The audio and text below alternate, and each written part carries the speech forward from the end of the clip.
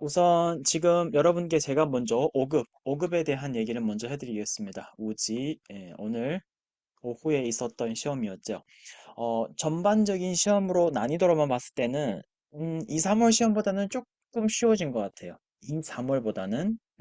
근데 이게 매번 이렇게 꼭 똑같이 균일하게 난이도가 계속 가는 게 아니기 때문에 그리고 또 체감상 난이도와 실제로 여러분들이 시험에 참여했을 때 풀었을 때 조금 차이가 있을 수는 있기 때문에 어느 정도 절충을 해서 들으셨으면 좋겠습니다.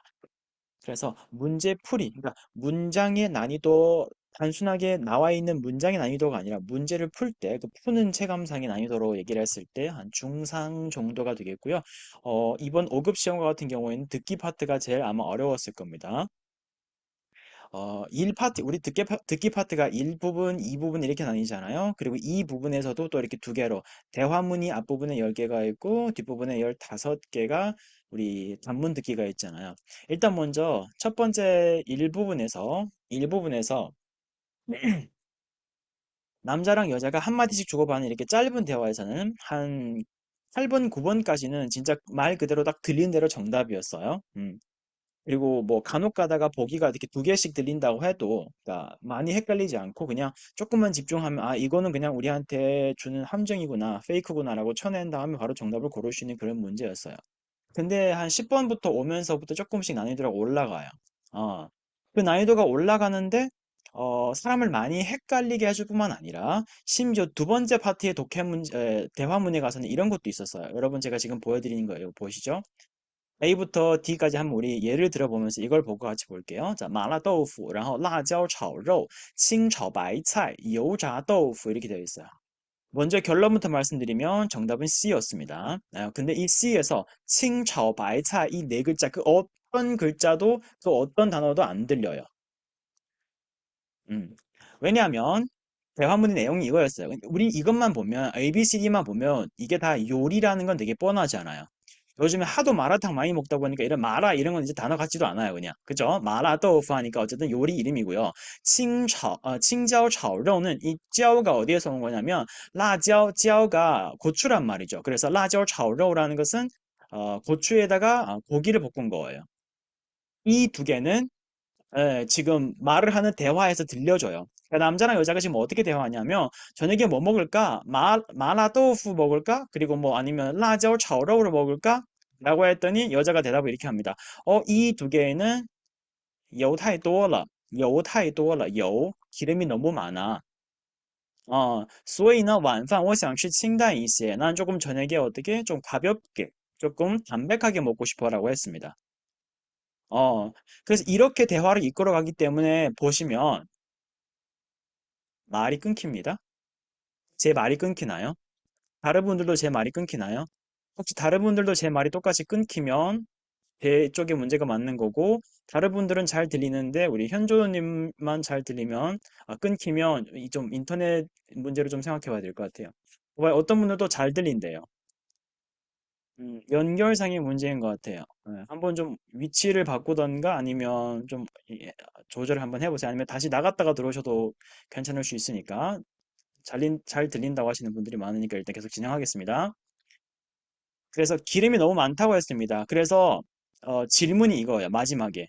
이 사람들은 저녁에 어떤 메뉴를 먹을 가능성이 제일 높습니까? 最有可能吃什么예요? 그럼 이 두 개는 언급했어요. 너무 여해서 안 먹겠댔어요.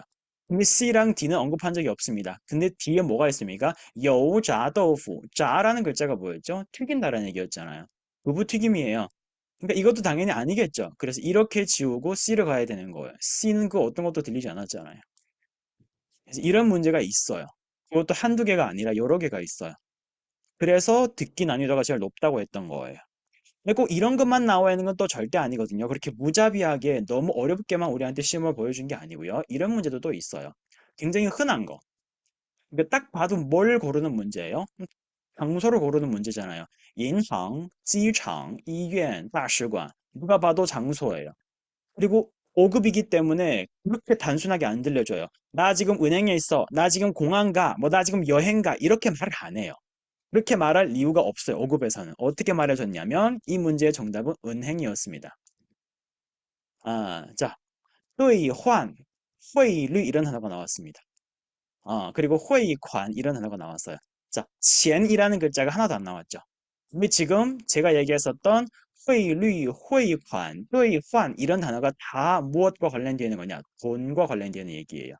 그러니까 우리 또 듣기 수업을 하면서 수진 쌤께서 담당을 하시면서 이렇게 돈과 관련해서 이렇게 화생에서 나뭇가지를 치듯이 단어를 이렇게 알려줄 거란 말이죠. 그 가운데 어휘들이 어떻게 돈과 관련되어 있다. 이 돈을 뭐 하러 왔습니까? 환율을 보면서 환전하러 왔습니다. 그래서 이 사람은 어디에 있을까요? 은행 이렇게 가야 되는 겁니다. 공항이어도 정답은 어떻게? 机场, 机표 이렇게 바로 안 나와요. 改签이라든지 음? 아니면 항반 토이치라든지 이런 단어들이 나오는 거예요.医院도 마찬가지로 挂号, 내과,外科, 急诊 이런 게 나오지. 大使馆이라도 정답이어도 签证,护照 이런 단어들이 나오지. 이 단어들이 직접 언급되지 않습니다. 어떤 문제? 정답이 장소가 되는 문제들. 그래서 이런 것도 시험에 나옵니다. 이런 건 조금만 연습을 더 해주시고 게을리만 하지 않는다면 충분히 정답을 고를 수 있는 겁니다. 어려운 문제가 아니에요. 굉장히 평이하다고 할 수 있거나 심지어 쉬운 문제들입니다. 연관 어휘만 딱 들으면 되기 때문에. 그래서 듣기와 같은 경우에는 이 정도로 너무 어렵게는 아니더라. 물론 이렇게 우리를 헷갈리게 하고 힘들게 하는 문제들이 있지만 그렇다고 해서 이런 것들이 대다수가 아니었기 때문에 충분히 승부 볼 만한 문제였습니다. 자, 오늘은 제가 여러분들한테 주로 쓰기 부분의 얘기를 조금 해주고 싶어가지고 이렇게 조금 많이 외워왔어요. 우리 HSK 5급에서 맨 마지막에 세 번째 파트 쓰기 파트에서는요. 앞에 91번부터 98번까지 총 8개 문제가 단어를 가지고 정확하게 배열해서 문장을 만드세요라는 문제예요. 보통 우리가 덩어리를 따져봤을 때, 즉 이렇게 한 문장을 이어줘야 되는 덩어리를 따져봤을 때 1, 2, 3, 4 또는 5까지 4개에서 5개의 덩어리로 둬요. 일반적으로 그래요. 3개짜리는 절대 없습니다. 보통은 4개에서 5개예요. 간혹 가다가 어려우면요. 이번 시험과 같은 경우 이렇게 여기 보시면 6개짜리도 나와요. 이런 게 흔하지 않아요. 흔하지 않아요. 그러니까 절대로 단어만 보면서 그 단어를 다 한국어로 번역해 놓은 다음에 그것들끼리 왔다 갔다 하면서 싸움을 하면 안 되는 겁니다. 확실한 근거를 찾아가지고 이게 왜 여기고 이게 왜 뒤에 와야 되고 이게 왜 앞이고 이런 걸 따져볼 줄 알아야 되는 겁니다. 그렇기 때문에 꼭 한 단어 개수만 따로 떼어서 준 게 아니고요. 이런 식으로 이렇게 두 개씩 붙여주는 것도 있어요. 그리고 여기에 보시면 이거 얼마나 뻔한 힌트입니까? 단독으로 이렇게 줬다는 건 여러분 이게 힌트예요. 단독으로 줬다는 것은 두 개 중에 하나예요. 첫 번째, 5급이기 때문에 시더 준비를 해야 돼요. 시더 준비를 해야 됩니다. 그리고 또 하나는 앞에다가 수식어를 넣고 더를 넣은 다음에 뒤에다가 명사 성분 넣을 준비해야죠. 자, 첫 번째 가능성이 있습니까? 여기 시가 없는데. 그럼 이것부터 생각해야 되겠죠. 수식어, 더, 그리고 명사. 그럼 이 가능성이 있는 건 지금 이것밖에 없지 않습니까? 그럼 이거 되게 뻔하죠. 이건 되게 쉬운 거예요. 단어의 뜻을 몰라서 못 푸는 게 아니라 뜻을 몰라서 못 푸는 겁니다. 못 풀었다면, 틀렸다면. 그래서 이 91번 첫 번째 문제와 같은 경우 이런 건 그냥 주는 거예요. 그래서 这只蝴蝶的颜色很鲜艳. 나비가 있는데 와, 이 나비 색깔이 되게 화려하다. 호랑나비 생각해 보세요. 호랑나비를 보고 중국 사람들이 하는 문장이라고 생각하면 됩니다. 쉬운 거. 두 번째 거. 얘는 어디가 어렵냐면 요게 어려워요. 宣布라는 단어가. 宣布가 어렵습니다. 자, 이거랑 같은 유형의 단어를 제가 몇 개 적어 드릴게요. 이런 건 모르면 안 돼요, 여러분. 쌤, 저는 문법 용어를 기억하기 너무 힘든데, 그러니까 그 마음은 알겠으나, 이제는 이런 거 기억해 두셔야 됩니다. 자, 이런 단어들. 宣布, 통知, 告诉. 일단은 다 말과 연관이 되어 있죠. 이런 단어들은 그냥 뒤에다가 무엇을 선포하다, 무엇을 통지하다, 무엇을 알려주다로 끝나지 않습니다. 뒤에다가 어떻게 누구한테 어떻게 할 것을, 누구한테 무슨 내용을, 누구한테 무엇을 알려주는지 이렇게 더 넣어줄 수 있는 거예요. 그러니까 얘도 마찬가지로 지금 어떻게 볼 수 있어야 되냐면 지금은 이게 다 쪼개진 덩어리이기 때문에 그 생각을 보자마자 할 수 없을 수는 있어도 자, 进行改革라는 단어가 있다는 것은 이 두 덩어리가 무조건 짝꿍입니다. 改革가 동사일 수도 있지만 누가 봐도 여기서는 进行이라는 단어를 동사 수로로 넣어주고 改革를 개혁이라는 명사로 넣어야 되는 상황이거든요. 그래서 개혁을 진행하다. 이건 두 개는 무조건 이어져야 되는 겁니다. 그럼 이제 뭘 생각하면 되는 겁니까? 요 덩어리랑 요 덩어리의 관계를 생각하면 되잖아요. 그럼 먼저 라오반宣布했으니까 사장님이 무엇을 선포한 거예요. 그럼 이제 공스 자리만 지금 고민하면 되는데 공스를 만약 제일 마지막에 갖다 쓰면요. 까이그 공스 하면 사람들이 어떻게 생각하냐? 회사를 개혁하겠다라고 생각하는 거예요. 아니에요. 얘가 지금 아까 뭘로 쓰여졌습니까? 명사로 쓰였습니다. 개혁하다가 아니에요. 여기에다가 그 어떤 명사를 넣어서 개혁을 다시 동사로 쓸 수가 없는 거예요. 지금 얘랑 지금 이어졌기 때문에. 그래서 얘는 지금 어디를 잘 보면 되는 겁니까? 진싱가이거라는 이 두 덩어리만 잘 보면 나머지는 자연스럽게 따라오는 겁니다. 그래서 이렇게 쪼개야 되는 거죠. 회사가 개혁을 해야 되는데 이 개혁을 해야 된다는 내용을 누가 선고한 겁니까? 사장님이 이렇게 선포를 한 겁니다. 이게 정답인 겁니다. 그래서 宣布라는 단어는 뒤에다 그냥 하나만 넣고 무엇을 선포하다 이게 아니라 5급이잖아요. 이렇게 길게 선포한 내용을 전체를 넣을 수가 있는 겁니다. 회사 계약을 진행할 거예요 라는 내용을 우리 사장님이 선포했다는 얘기입니다. 여기까지는 그나마 쉬워요. 근데 여기서부터는 이제 조금 어렵게 됩니다. 여기는 어렵습니다. 여기는 어떤 단어가 우리를 제일 괴롭게 하냐면 요 단어를 제일 괴롭게 해요. 근데 또 그렇다고 너무 무자비하게 시험 문제를 출제한 게 아니에요, 여러분. 이런 걸 줬어요. 이게 왜 어렵냐면 도부라는 단어가 점차, 점점이라는 부사거든요. 우리가 일반적으로 받자문이나 피동문에서 부사가 나오면 1번으로 먼저 생각해야 되는 게 바거나 빼 앞에다가 생각해야 되는 거예요. 그래서 어려운 거예요. 근데 얘 여기에 만약 아무것도 안 나왔잖아요. 그럼 여기일까 여기일까 여기일까 여기일까 고민을 엄청 많이 해야 되는데 얘는 그나마 조금 자비롭게 여기에다가 하나를 넣어줬어요. 더 이상 들어갈 수 없어요. 正在랑 주보가 한 대 쓰이면 충돌되고 모순됩니다. 正在라는 것은 지금 진행하는 겁니다. 주부라는 것은 어떤 걸 하는데 한 걸음씩 한꺼번에 하는 게 아니라 점점 점차적으로 점진적으로 하겠다는 얘기입니다. 해서 A가 들어갔기 때문에 피동문인 거고 예, 정부가 이런 상황을 개선해야 되기 때문에 피동문이니까 이 상황이 정부에 의해서 개선되다라고 얘기하기 때문에 피동문이니까 얘부터 들어가야 되는 거예요. 이거잖아요.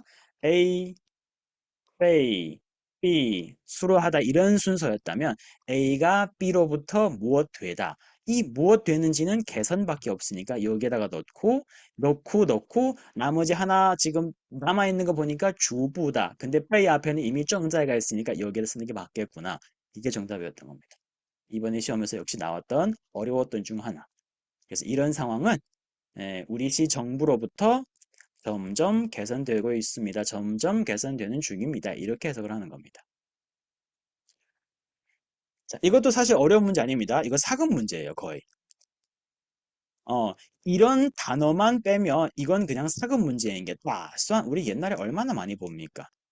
따선이라는 것은 계획하다라는 무슨 타산할 때 타산이에요. 그래서 뒤에다가 질문 같은 걸 아예 완벽하게 넣을 수가 있습니다. 예를 들어서 봐봐요. 去哪里? 이거 질문이 되잖아요. 去哪里? 이것만 보면 너 어디가? 어디 가는데 이거예요. 여기에다가 따서를 넣었기 때문에 너 어디에 갈 계획이야 이겁니다. 여기도 마찬가지예요. 따선을 보자마자 아 질문을 하려고 하면 뒤에다가 어떤 질문을 내가 넣을 수 있으면 되겠구나 이걸 생각하면 된단 말이에요. 如何라는 것은 어떤 거랑 같은 말? 과거에 배웠던 怎么랑 같은 말. 争取라는 것은 쟁취하다. 그럼 뭘 쟁취해야 될까요? 자격을 쟁취하는 겁니다. 해서 끊어주는 건 이렇게 끊어줬지만 덩어리로 사실 문법적인 덩어리를 본다면 争取, 쟁취하다, 参赛资格, 시합 참석 자격을 쟁취하다. 그러니까 너는 이번에 어떻게 이 시합에 참여를 할 수 있는 자격을 따낼 건데 너의 계획을 말해봐. 네 계획이 뭐니? 라는 문장입니다. 문법 자체를 보면 낯선 문장이기 때문에 5급 문법이 절대 아니거든요. 4급에서부터 우리가 이미 많이 알아왔던 거. 대신 어려운 단어로 바뀐 게 있다면 怎么를 如何로 바꿨고요. 争取라는 단어가 어렵다. 쟁취하다, 따내다. 이게 제일 어렵습니다, 여러분.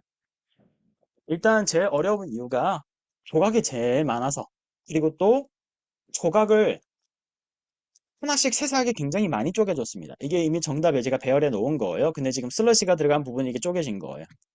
바가 보이니까 아 일단 받자문이겠구나 라는 그 위압감 때문에 일단 먼저 1차로 힘들어지고 이 문장 속에서 어떤 단어가 동사인지를 내가 바로 골라야 되는데, 여기에 있는데, 왜 갑자기 여기에 hi라는 글자가 들어가 있을까? 라는 생각을 하게 된다면, 일단 첫 단추를 잘못 끼웠기 때문에 그 뒤에 다 도미노처럼 무너져요. 얘만 동사인 게 아니고, 이 단어 전체가 동사입니다, 여러분. 제발. 이걸 토의환이라 그럽니다. 토의라는 글자는 실제로 뒤로 후퇴하다, 샀던 물건을 다시 환불하다 이런 뜻이 될 수도 있겠지만 어떤 단어랑 같이 결합해서 쓸 수 있냐면 이럴 때 이걸 하이라고 읽으면 안 되죠. 환이라고 읽어야 되잖아요. 자, 환이라는 글자가 발음이 환일 때 어떤 뜻이었습니까? 돌려주다, 빌렸던 돈을 갚다 이런 뜻이에요. 그러면 토의 환이라는 것은 돈과 관련되어 있는 얘기가 맞는데 어떤 돈이냐? 지불했던 돈을 다시 그 주인한테 되돌려 주는 걸, 다시 환급해 주는 걸, 이런 걸 토의환이라 그럽니다. 그래서 요걸 쪼개서 보는 게 아니라 이걸 먼저 하나의 동사로 알아봐야지 그나마 이 문제를 정확하게 풀 수 있는 첫걸음을 제대로 뗀 거예요. 자, 그러면 내가 만약 이 단어를 못 외웠다고 했을 때 어떤 생각을 할 줄 알아야 됩니까? 이런 건 물론 평소에 여러분들이 연습을 많이 해야 되겠지만, 자, 따오라는 글자가 일반적으로 받자문에서는 어떻게 씁니까? 내가 많이 문제를 여러 개를 풀어봤다면 이 단어를 외우지를 못해도 이렇게 쓰지 않아요? A가 B를 어떤 수로 했는데 그 나중에 도착한 곳이 어디였더라 이렇게 쓰는 거예요. 그러니까 따오와 지금 붙어있는 그나마 우리한테 자비를 베푼 앞에 있는 토의환이 수로 동사겠구나라는 눈치를 챌 수 있다는 겁니다. 이걸 아직 몰라도 해서 하나는 사람일 거고 하나는 돈 금액일 거고 그러면 금액이 사람을 어떻게 하는 얘기가 아니잖아요. 사람이 돈 금액을 토해환 돌려드리겠습니다. 근데 어디에 돌려드리겠습니까? 여기에다가 돌려드리는 겁니다. 짱후 이제 5급 단어죠. 짱후 什么意思呢? 은행 계좌를 얘기하는 겁니다. 짱후가 은행 계좌예요. 짱하오 그러면요 은행 계좌 번호거나 아이디가 됩니다. 그러면 付款的账户 아까도 나왔던 이 관이라는 글자 돈이었잖아요.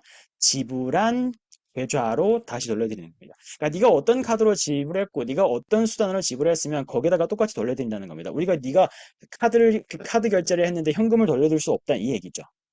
그러니까 굉장히 생활 밀착형 표현인데 우리가 이런 걸 말해본 적이 없어갖고 우리한테는 어렵게 느껴지잖아요. 외국 사람들한테는. 중국어로 이걸 해본 적 없으니까. 근데 그 상황을 그려보면 되게 쉽습니다. 우리들은 앞으로 야진이 무엇이냐면 보증금 같은 거예요. 예, 가끔 가다가 우리 그런 외국에 가보시면 신용카드거나 아니면 신용카드의 일정한 금액을 이런 야진 방식으로 거기다 잠깐 이렇게 보증금으로 이렇게 맡겨두는 경우가 있단 말이죠. 그래서 환불을 받아야 되잖아요. 나중에 그러면 그럼 결제한 그 계좌에다가 보내드립니다. 이렇게 쓰는 거예요. 그래서 이것만 정확하게 기억했다. 토의 환을 제대로 알았다면 이 문장도 그렇게까지 어려운 건 아니다. 대신 특수구문이 많기 때문에 평소에 연습이 없었다라면 단어만 외워서는 절대 못 풀어요. 평소 연습이 중요합니다. 오케이. 얘도 다시 쉬워지는 문장. 어, 이 단어가 show랑 같이 있을 때는 얘가 명사 역할을 하겠고요. 얘가 동사 수로입니다. 그리고 그 사람은 이 연극에서 이런 걸 받았습니다. 치파라는 것은 게시 개발입니다. 그래서 어떤 연극을 딱 보자마자 어떤 게시를 받아가지고 뭐 새로운 아이디어가 나왔거나 이랬나 봐요. 그냥 이거죠. 그는 이런 것을 받았습니다. 근데 개사구인 종 어디 어디에서는 당연히 이 사이에 쓰는 거. 他从戏剧中受到了启发. 쉬운 거예요. 이거는 그냥 가장 일반적인 문장 형태, 문장 순서. 자, 조금 어려울 수 있는, 너무 어렵진 않습니다. 조금 어려울 수 있는 연동문. 자, 요 단어가 무엇인지를 알아야 됩니다. 아이고야. 죄송해요, 여러분. 오타 들어갔어요. 이거요. 이 한자에. 발음이 똑같아가지고 잘못 들어갔습니다. 이거 아니에요? 이 글자. 이 글자로 가세요. 이런 단어도 있어요. 이 빠오다오는요, 그 뉴스 기사 보도 자료 할 때 이 보도고요.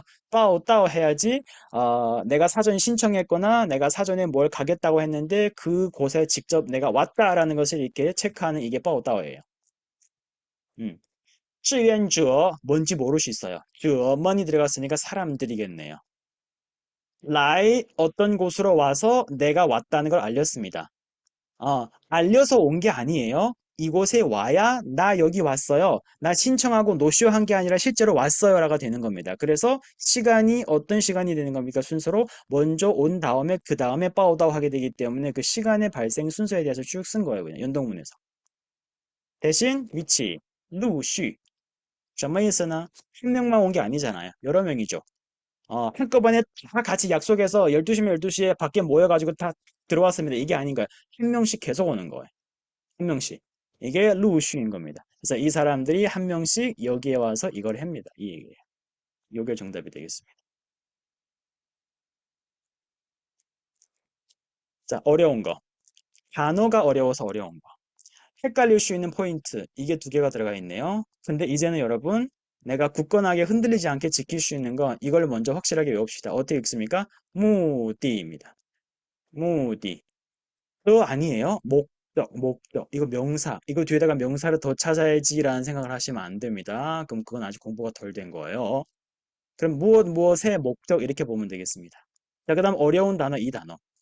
이 단어를 외울 때 여러분 주술목으로 따지지 마세요. 그럼 나만 힘들어져요. 짜이가 여기서 계산가, 유이가 계사인가? 계사 플러스 계사에서 단어가 되나? No.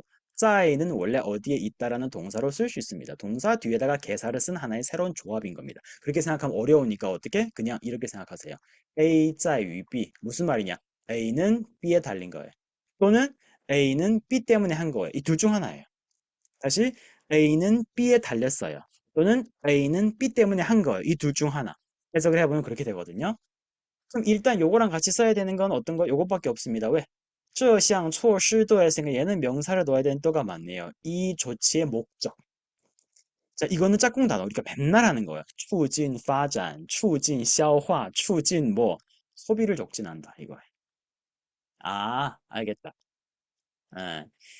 이 조치의 목적은 소비를 촉진하기 위함이었습니다. 이게 이자의 위 역할이 되는 겁니다. 그러니까 이 조치를 왜 한 거죠? 사람들이 돈을 많이 쓰라고. 할인권 같은 거, 행사 같은 거 왜 합니까? 사람들한테 소비를 촉진시키려고 사람들이 돈을 많이 쓰게 하려고 그걸 이렇게 표현할 수 있는 거예요. 그래서 A 在于 B 이렇게 쓰는 거란 말이에요. 자, 이거 어떤 단어가 나왔는지만 보여드릴게요. 자, 여러분 보세요. 이거, 이거, 이거. 이 세 단어는 심지어 5급 단어도 아니에요. 이미 앞에서 1, 2, 3, 4급에서 다 배우는 거예요. 심지어 깐뚱은 2, 3급에서 맨날 나와요. 어, 유엔왕도 그렇고요. 랴부치도 그렇고요. 5급 단어가 아니고 우리 이미 배웠던 단어입니다. 이거는 소원이란 뜻이고요. 랴부치라는 건 대단하다는 뜻이고요. 깐동이라는 것은 굉장히 감격스럽다, 감동했다는 뜻이에요. 그런데 어려운 게 뭔지 아세요? 유엔왕 이걸 만약 문장에다가 보여주잖아요. 독해에서. 그러면 대부분 5급까지 왔으면 해석은 다 해요. 아, 무슨 소원이란 뜻이구나. 근데 무슨 소원이란 뜻이구나. 이렇게만 자꾸 알고 넘겨요. 장문은 이렇게 알아서 정확하게 못 나와요. 유엔왕이라는 단어가 명사이며 나의 소원, 누구의 소원, 우리의 소원 이렇게 문장에서 써야지 맞는 문장이 나온다라는 것까지 알아야 장문이 되는 거예요. 그럼 가장 무난하게 쓰려면 이렇게 되겠죠. 这就是我的愿望 혹은 我的愿望是 무엇이다 이런 식으로 가야 되는 거예요. 랴부치는 그나마 괜찮습니다. 랴부치는 사람을 얘기할 때 능력이 어떻게 대단하다, 정말 훌륭한 대단한 사람입니다. 이런 말할 때 쓰는 거예요. 가끔 가다가 비꼬는 말로도 쓸 수 있겠고요. 정말 대단하다. 너 지금 한 달 만에 지금 돈을 얼마나 쓴 거냐 지금 대단하다. 이렇게 비꼴 말로 쓸 수도 있겠지만 일반적으로는 칭찬할 때도 쓸 수 있기 때문에 그대로 쓰면 되는 겁니다. 자, 어려운 것도 뭡니까? 란동. 읍수는 낫죠. 근데 어떻게 쓰는 사람이 많은지 아세요? 어, 사람이 아닌 걸 자꾸 감동한다라고 써요. 심지어 这部电影感动我 이렇게 써요. 그럼 여러분들이 그냥 감동을 감동으로만 알고 그냥 나머지 공부는 아예 안 한 거예요. 미안하지만 솔직하게 말하면 아예 안 했어요. 왜? 감동의 주어는 사람입니다. 영화가 나를 감동시켰다고 말하려면 这部电影感动我가 아니에요. 사역동사를 배웠다 뭐합니까? 여기다 써야죠. 这部电影 나를 감동하게 만들었다. 让我很感动 이게 맞는 장문인 거예요. 이 공부를 안 한 거예요. 그리고 나서 나는 단어만 외웠는데 쌤 장문이 왜 이렇게 맨날 이상해질까요? 이것까지 안 했으니까 이것까지 해야 된다는 거예요. 이런 걸 제가 항상 수업에 여러분들한테 여러분 제가 말한 예문 외우세요. 요걸 외웠다가 이런 방식으로 표현하세요. 깐뚱의 주어는 사람. 알겠죠? 네. 그리고 구우. 5급 단어가 왔습니다. 5급에서는 조금 구리를 더 많이 쓰긴 하는데 구우도 이제 나옵니다. 기억해 주시고요. 인츠는 접속사죠. 앞에다가 원인을 다 쓴 다음에 뒤에 문장을 얘기하기 전에 그래서 인츠 이렇게 가야 되잖아요. 이걸 우리 독해로 오히려 더 많이 공부를 합니다. 왜냐하면 독해 5급에서 1파트의 접속사 문제에서 얘가 종종 나오기 때문에. 마지막에 10번 이런 거 나왔습니다. 전혀 어렵지 않아요. 이거 되게 쉬워요. 정말 많은 것에다가 이렇게 끼워 맞출 수 있어요. 이게 시험에 똑같은 그림은 아니에요. 다른 사람, 다른 여자애가 나왔는데 그 여자애가 이 그 골드 리트리버 같이 생긴 강아지를 보면서 되게 귀여워하고 있는 그림이에요. 그럼 반려동물에 대한 얘기를 할 수 있지. 강아지에 대한 얘기도 할 수 있지. 주말에 내가 어떻게 우리 집 강아지를 데리고 또는 우리 가족들과 함께 어디가 놀다 왔다는 얘기를 할 수도 있는 거지. 예, 또는 논설문 형태를 쓴다면 반려동물은 사람들한테 어떤 좋은 영향을 줍니다. 우리가 배웠던 문장 그 중에 어느 하나만 써봤더라면 이걸 다 갖다 끼워 맞출 수 있어요. 그래서 내가 완벽한 문장을 만들어내기보다는 내가 이상한 문장을 만들어냈더라도 선생님한테 정확하게 첨삭받은 다음에 나중에 활용을 위해서라도 첨삭받은 정확한 문장을 꼭 내 머릿속에 입력해 두고 계셔야 되는 겁니다. 이렇게 활용을 할 수 있기 때문에. 전체가 아니라도 표현 방법과 같은 경우 낮게 문장을 활용할 수 있기 때문에 그런 것들 꼭 머릿속에다가 기억해 두셔야 된다는 걸 제가 오늘 이 총평을 통해서 말씀드리고 싶었습니다. 그래서 배워야 되는 것들, 연습해야 되는 것들, 절대 그냥 단어만 외워서 시험 문제가 뚝딱 내 머릿속에 내 눈에 정답이 나오는 건 절대 아니기 때문에 노력이 상당히 필요할 겁니다. 최대한 제가 시간을 오래 끌지 않으려고 말을 조금 빨리 했고요. 이어서 우리 수진쌤께서 6급에 관한 피드백 그리고 또 우리 이번 시험에서 어떤 식으로 나왔다는 걸 말씀해 주실 거예요. 쌤 어떻게 공유하기 드릴까요? 아니면 그냥 말씀하실래요? 네, 네, 공유하기 한 번만 해주세요. 네.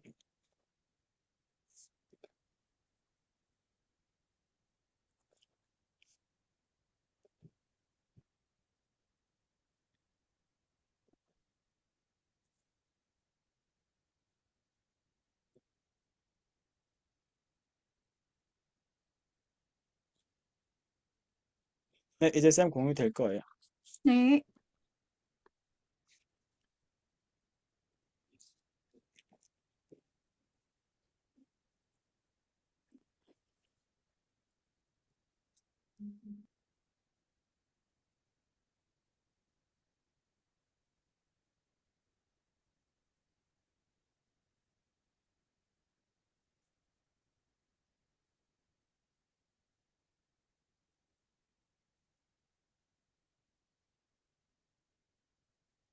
네, 자, 6급, 제가 오늘 6급 본 거 같이 총평 리뷰하도록 하겠습니다.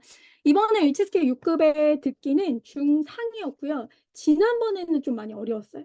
네, 또 지난번에 찐준쌤께서 해주셨듯이 좀 지난번에는 많이 어렵다 이런 느낌이었는데 이번에는 사실 근데 이제 이게 듣기라는 게 저도 이번에 시험을 치면서 느끼는 거지만 사실 듣기가 뭐 5급도 그렇지만 6급도 이젠 그냥 들리는 거 그대로 들리는 HSK는 좀 확실히 끝난 것 같아요. 근데 다만 일부분 같은 경우에는 속도가 뭐 엄청 빠르거나 그러진 않았어요. 다만 그 ABCD 자체가 그 보기가 조금 그래도 이번엔 쉬운 편이었다. 너무 어렵진 않았다. 근데 들리는 거 그대로 나오는 게 아니라 듣고 이해해야 들리는 문제가 진짜 많이 출제가 되고 있다. 그리고 이번에는 이야기성 지문이 한 두 문제, 그리고 설명문, 논설문 형태로 나왔다. 이런 것들을 우리가 볼 수 있을 거고요. 그 다음에, 사실 그냥 그대로 들리는 것도 있었고, 아니면은 듣다 보니까, 그런 그 이번에 여러분들 혹시 6급 보신 분들 있겠지만 电影中的 悬念도 나왔거든요. 서스펜스 뭐 이런 단어들. 네. 영화 속의 서스펜스 뭐 이런 것도 나왔고요. 그 다음에 뭐 하이슈이 바다의 염도, 옌도 뭐 이런 것들. 네. 이런 그러니까 주제들이 진짜 다양해요. 그래서 답이 나오는 포인트들을 못 들어버리면 저도 순간 하고 다시 이렇게 순간 정신 차리자 이런 문제들도 꽤 있었거든요. 그리고 제가 되게 그 조금 놀랬던 부분은 뭐냐면은 이 부분 같은 경우에는 항상 이제 인터뷰를 하는 어떤 직업이 되게 명확했단 말이죠. 근데 이제는 또 그렇게만 나오지 않고, 물론 소설가도 나왔지만은, 음, 네, 그렇지만 뭐 이렇게 어떤 사물이나 어떤 것을 통해서 그거에 대해서 막 전반적인 설명을 하는 경우도 있었거든요. 그래서 그런 문제들이 이제는 이 HSK 6급도 그냥 무조건 인터뷰를 하는 어떤 대상이 나오는 게 아니라 그냥 그런 정확하게 설명하지 않고 그 인물이나 사물에 대해서 소개를 하는 그런 정도로만 끝일 수도 있겠구나라고 해서 저는 이번에 좀 그 시험이 좀 놀랬거든요. 그래서 앞으로 좀 그 부분에 있어서도 좀 강의를 할 때 좀 집중해서 한번 가르쳐야겠다라는 생각을 했습니다. 그래서 이 하나 진짜 꼭 여러분들 기억하셔야 되는 게, 또 하나는 이 들리는 순서대로 나오는 문제도 있었지만 절대 요즘에 자꾸 순서가 바뀌거든요. 네, 그래서 그 순서가 바뀌는 경우랑 그 다음에 16번부터 17번, 18번, 19번, 20번인데, 보통 제가 이제 우리 학생들을 할 때 가르칠 땐 20번, 16번, 19번은 꼭 봐라. 보기는 꼭 봐야 된다. 그래야 이 사람에 대해서 알 수 있는 게 나온다. 이렇게 알려주거든요. 근데 이번에 뭐였냐면, 저도 읽으면서 도대체 이 사람 뭐 하는 사람이야? 했는데 그냥 그 사물에 관해서 설명을 하더라고요. 네, 그런 경우도 요즘은 조금 다르게 다시 출제가 되고 있구나라는 거를 여러분들도 명심하시고 준비를 하셔야 될 것 같습니다. 그리고 이제 3부분 같은 경우에는 진짜 정말 많은 그런 다양한 주제들이 나왔어요. 그래서 뭐 예를 들어 음, 이런 그 잠시만요. 그리고 뭐 이거 혹시 답이었는데 혹시 이게 안 들리고 어떤 친구가 라뇨가 뭐야 뭐 이러면서 옆에서 꿍시렁거리더라고요. 그러니까 이런 것들 뭐 기름 연소하다 뭐 이런 단어들이 나오는데 근데 이 보기에 A, B, C, D 보기에 다 언급이 되는 거예요. 그러니까 얘도 언급되고 얘도 언급돼 버리니까 저도 처음에 아닌 거 고르라고 하는 건가 해서 들었는데, 그래서 질문을 끝까지 들었거든요. 근데 그게 아니더라고요. 그러니까 사실 얘도 들렸고 얘도 들렸고 얘도 들렸거든요. 얘만 안 들렸어요. 그래서 저는 피하려고 했었는데 이미 마음 먹고 있었는데 혹시나 해서 질문을 뒀더니 아니더라고요. 그런데 알고 보니까 질문에 해당되는 게 답이 C였어요. 그러니까 예전 같으면 그렇게 나왔었는데 요즘에는 음, 끝까지 질문을 듣지 않는 이상은 나 오늘 시험 좀 잘 본 것 같은데 해놓고 네, 기분이 나쁜 점수를 받을 수 있다는 거죠. 그래서 여러분들이 그런 부분을 조금 명심하셔서 이제 듣기 자체가 그대로 나오지 않고 특히 요즘 질문에서 진짜 많이 나옵니다, 여러분들. 그래서 그런 부분을 조금 명심하시고 듣기를 들으셨으면 좋겠고, 사실 오늘 뭐 이게 나왔고 이렇게 주제 범위나 이런 것들은 이것도 중요하지만 사실 우리가 평상시에 저는 듣기를 잘 하려면요, 제 생각에는 많은 설명문이나 논설문이나 그다음에 중국에서 알려주는 그런 문화들, 중국 문화들을 되게 많이 접한 학생들, 그런 지문을 접한 학생들이 확실히 전 유리하다고 생각해요. 그래서 중국에 대해서 우리가 HSK 문제를 많이 그냥 풀어보는 것뿐만 아니라 중국 어떤 문화나 어떤 뉴스나 이런 것들을 조금 접해보는 것도 상당히 중요하다라는 생각을 했습니다. 저도. 그리고 들으면서 자꾸 해석하는 연습을 해야지만 듣기는 들립니다, 여러분들. 그리고 우리가 한 이런 단어들을 뭐 예를 들어 어 이렇게만 우주 항공 비행사 이렇게 막 이것만 외우는 게 아니라 여기에는 뭐 위조 네 우주 이렇게 해서 연관 지어서 막 단어를 외워야지만 그게 연관어가 들리면서 내 걸로 되는 거거든요. 그래서 여러분들이 앞으로 듣기 단어 외우실 때 정말 한 단어의 그 가지치기를 딱 해서 연관되는 단어들 쫙 외우셨으면 좋겠어요. 그래야 이번 6급 시험도 그렇고 앞으로 이번 시험 조금 쉬었잖아요. 그럼 다음 시험은 분명히 더 그 길이가 길어질 거예요. 이번 속도가 생각보다 그렇게 빠르진 않았거든요. 그럼 다음은 좀 더 빠를 거예요. 근데 제 생각에는 1, 2부분은 그렇게 조금 천천히 했던 것 같은데 3부분에서 약간 빠르다고 저는 이제 약간 귀에 그런 속도에 민감하거든요. 근데 저만 그렇게 느꼈을 수도 있겠지만 3부분이 약간 빨랐어요. 정말. 그런 미묘한 차이들이 있기 때문에 여러분들이 이 속도도 좀 빠르게 듣는 연습을 꼭 해주셨으면 좋겠습니다. 네, 그리고 이제 독해는 사실 제가 이제 일부분을 딱 풀었는데 일부분을 푸는 순간 물론 뭐 선생님이니까 보일 수도 있겠지만 우리가 사실 독해 일부분 이제 찐준쌤이랑도 여러분들이 공부하시면 아시겠지만 늘 잘 나오는 패턴들이 있단 말이죠. 접속사, 어순, 오류, 그다음에 이제 문맥상에서 오류, 그다음에 따페이, 짝꿍어휘 이런 것들. 근데 이번에 이런 것들 나왔단 말이죠. 접속사가 한동안 많이 안 나오다가 이번에 쥐어 뭐뭐 하기만 한다면 이게 나왔어요. 그러면 여기에서 또가 아니라 사실 또시가 아니라 뭐죠? 그죠? 찌우가 나와야 되는. 네, 그래서 접속사 문제가 답이었고. 그 다음에 여기 보시면 샤오미 중달의 호루어 보어서 보어수 발음이 이상했어요. 순간 갑자기 좁쌀에 카로티노이드 이거 뭐야? 이랬단 말이죠. 이것은 해놓고 我们的眼睛和皮肤健康有益. 그러면 우리들의 눈과 피부 건강에 이로움이 있다죠. 그러면 여기서 여러분들 뭐가 빠져 있는 것 같아요? 혹시 맞힐 수 있는 분 한번 대답해 보실래요? 사실 얘는 뭐가 빠졌죠. 네. 뭐가 여러분들 맞히신 분 对什么什么有益? 그렇죠. 아, 네, 찐준쌤. 네, 저 뭐 반칙. 상품 있나요? 맞췄습니까? 아, 네, 그래요. 네, 다음에. 네. 자, 그래서 이게 뭐뭇에 대해 이롭다. 그래서 항상 이런 자주 쓰이는 약간 뭐 짝꿍까지는 아니지만 계속 이런 것들을 우리가 배우잖아요. 그러니까 이런 것들이 사실 이번에 독해 일부분에서 배웠어요. 나왔단 말이죠. 그러니까 독해 일부분은 어렵다 하고 이렇게 방치하는 게 아니라 계속 나오는 패턴이 있기 때문에 그것만 좀 우리가 잘 마스터한다면은 그렇게 어렵게 나오진 않고 있는데 다만 시간이 좀 부족했던 것 같아요. 제 생각엔. 왜냐면 58번부터가 58에서 60번까지가 갑자기 그 ABCD가 좀 길어졌어요. 이게 A가 이렇게 있잖아요. 그럼 A에게 딱 맞춰서 하는 게 A가 약간 줄 밖에서 내려오죠. 그래서 그런 것들이 나오니까 우리 학생들이 막상 다 읽어보면 괜찮은데 오래 걸린다는 거죠. 네, 그런 문제. 그래서 그런 게 시간이 좀 타이트하지 않았을까. 네, 그런 생각이 조금 들었습니다. 그리고 그리고 또, 뭐, 이 접속사는 사실 여러분들이 진짜 많이 접하잖아요. 不仅什么什么, 뭐뭐뿐만 아니라, 그럼 얘는 점층 관계, 띠징. 그래서 점층 관계이기 때문에 얘 뒤에는 좀 더, 뭐, 而且, 하이가 나와야 되는데, 빙페이 결코 뭐뭐이 아니다가 나왔거든요. 네, 그래서 요게 틀린 문장. 이렇게 돼서, 네, 이런 것들, 접속사 평상시에 이런 것들을 잘 마스터하셨다면, 크게 어려움이 있진 않았다.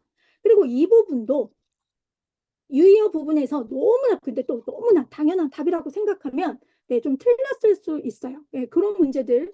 그리고 사자성어 좀 나왔던 거 제가 우선 잠깐 이렇게 그 하면은 네, 이런 것들 우리가 계속 이제 배웠던 사자성어들이 계속 나오고 있거든요. 그래서 이런 것들 나와서 그냥 뭐 우리가 꾸밍스이 이름을 보면 그것의 뜻을 뭐 알 수 있다. 황란다오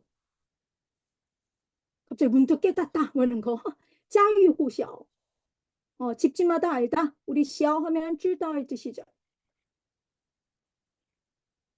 예, 꾸익은 떠오디 근본으로 돌아가다. 막 이런 사자성어들이 나왔단 말이죠. 그래서 여러분들이 그 평상시에 또 이런 그 선생님들께서 강조했던 이 사자성어들 외웠다면 저는 이거 처음 봤어. 처음 가르쳐 봤다. 나도 이거 뭐야? 이렇게 낯선 것들은 나오지 않았던 것 같아요. 근데 지금 어쨌든 조금씩은 변화하고 있는 것 같긴 해요.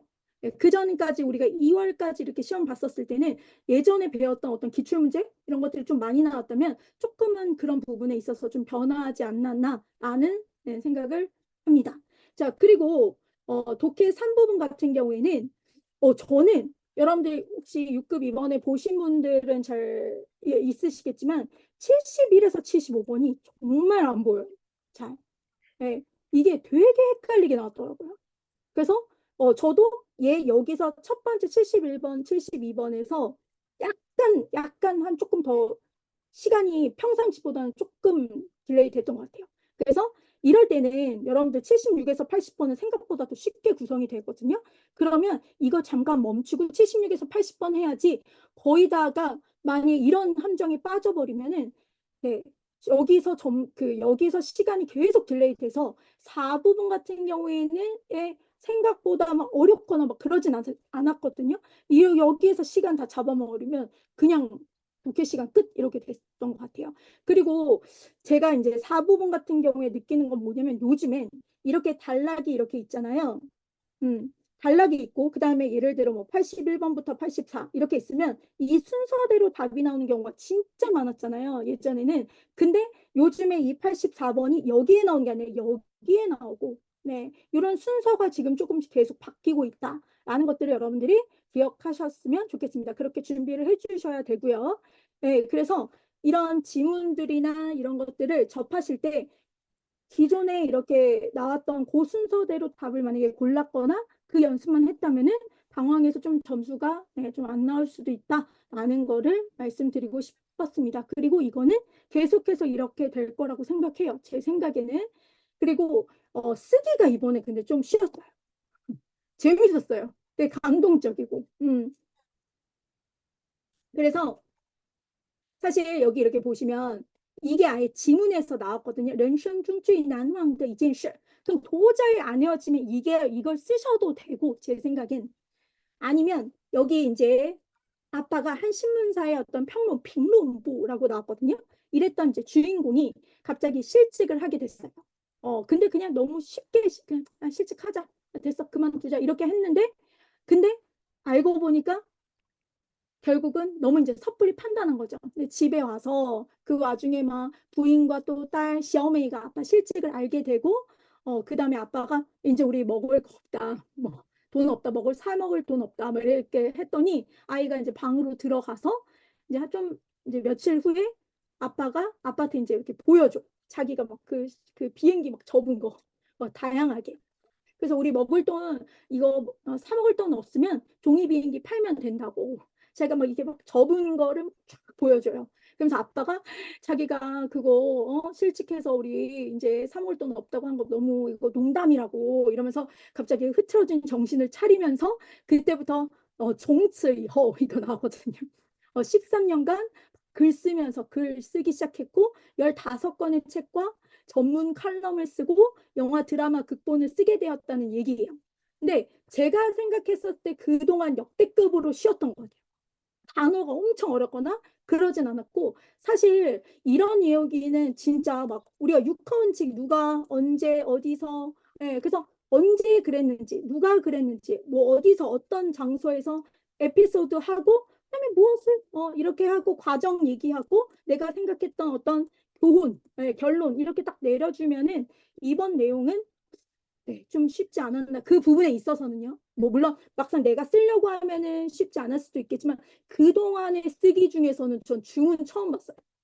네, 보통 중상이 막 상이었던 경우가 요즘 진짜 많았거든요. 그래서 네, 이번에는 이런 식으로 나왔고요. 다만, 예, 다음 시험은 어려울 수 있겠죠. 이렇게 난이도가 나오면, 분명히. 이게 왜냐면 이번에 나오면 그 다음 또 이렇게 어렵게 나오고, 그래서 그런 부분에 있어서는, 음, 조금 신경을 써야 되지 않나. 그래서 이제 저는 이제 이게 纸飞机的 종이 비행기의 꿈 이런 이제 제목을 그리고 女儿的纸飞机 뭐 딸아이의 종이 비행기 네. 그다음에 重启生活的纸飞机 아빠가 다시 생활하게 된 다시 살게 된 이런 종이 비행기 뭐 이런 식으로 제목은 여러 개를 썼으면 좋겠고요. 이纸飞机라는 단어를 쓰면 더 점수를 많이 받지 않았을까 하는 제 개인적인 생각이었습니다. 네, 됐습니다. 네, 진짜 근데 정말 다양한 지문을 접하게끔 하는 것도 너무너무 접하는 게 너무 중요한 것 같아요. 네, 너무 그래서 네, 특히 과학, 네, 중국 문화 이런 것들을 좀 많이 접하시면 6급 학생님들한테는 정말 많이 유리하지 않을까. 평상시에도 많은 문제를 풀어보는 것보다 이런 것도 좀 접근해 보셨으면 평상시에 좋겠습니다. 네, 제 설명은 여기까지입니다. 네, 감사합니다. 네. 우선 5급 학생들인데 5급만 듣고 나가신 분들도 좀 있네요. 예. 아, 네네네. 네, 끝까지 자리를 지켜주신 여러분, 네, 감사합니다. 쌤, 이거 그 뭐지? 아, 네. 호스트 다시 한번 저한테 네, 부탁드릴게요. 알겠습니다. 네, 나중에 여러분들이 뭐 도구 필요하면 보실 수 있게 요거 인코딩이 끝나면 음, 단톡방에 올려서 공유해 드릴 테니까 뭐 못 들었던 부분들은 거기에서 다시 한번 들어주시면 되겠고요. 네, 오늘은 그러면 여기까지 강의 마무리 해보도록 하겠습니다. 네, 감사합니다. 녹화 마무리 할게요. 네.